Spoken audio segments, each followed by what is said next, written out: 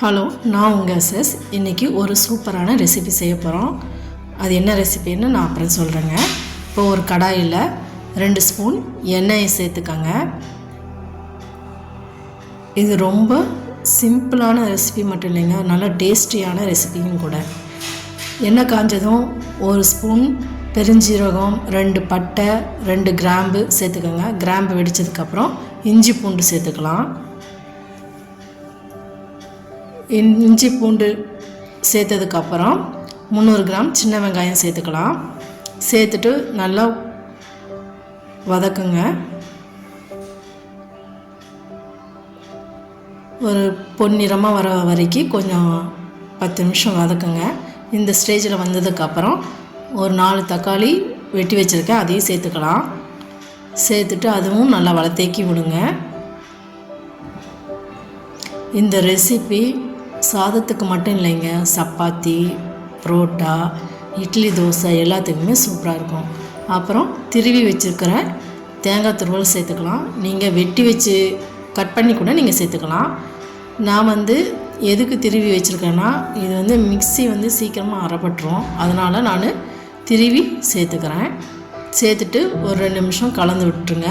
இது தனியாக எடுத்து வச்சிடலாம். இது பச்சை பட்டாணி 3 விசில் வச்சு வேக வச்சு எடுத்து வச்சுருக்கிறேன்.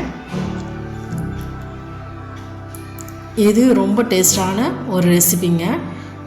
எண்ணெய் கத்திரிக்காய் மாதிரி கத்திரிக்காய் ஒரு 10-15 கத்திரிக்காய் வெட்டி வச்சுருக்கேன், அதுவும் சேர்த்துக்கலாம். எண்ணெய் கத்திரிக்காய்க்கு எப்படி வெட்டுவோமோ அந்த மாதிரி வெட்டி வச்சுருக்கேன். சேர்த்துட்டு 2 ஸ்பூன் மல்லித்தூள், 1 ஸ்பூன் மஞ்சத்தூள், 3 ஸ்பூன் கறி மசாலா பொடி அதை ஆட் பண்ணிக்கலாம். அப்புறம் தேவையான அளவு உப்பு சேர்த்துக்கோங்க. சேர்த்துட்டு ஒரு தடவை நல்லா கலந்து விட்டுக்கோங்க.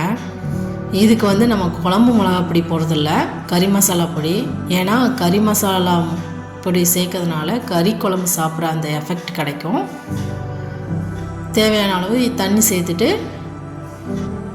ஒரு 10 நிமிஷம் இதையே கொதிக்க விடுங்க. அப்புறம் நம்ம வதக்கி வச்சிருக்கிற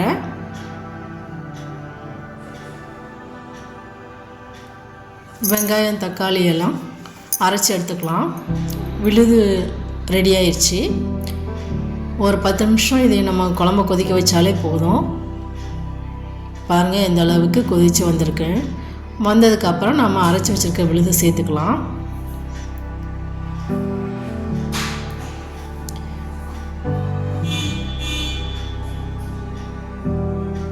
சேர்த்துட்டு நல்லா ஒரு தடவை நல்லா கலந்து விடுங்க.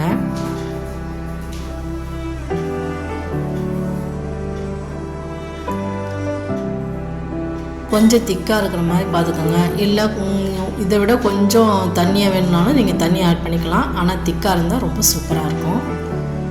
ஒரு 10 நிமிஷம் கொதிக்க வச்சா போதும். நம்ம அதுக்கு தாளிப்புக்கு ரெடி பண்ணிடலாம்.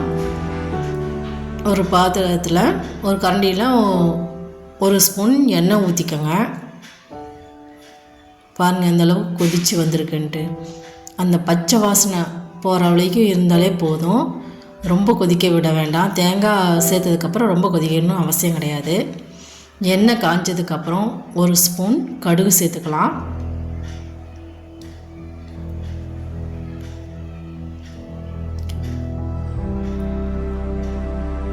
கடுகு நல்லா வெடித்ததுக்கப்புறம் 1 கொத்து கருவேப்பிலை சேர்த்துக்கலாம்.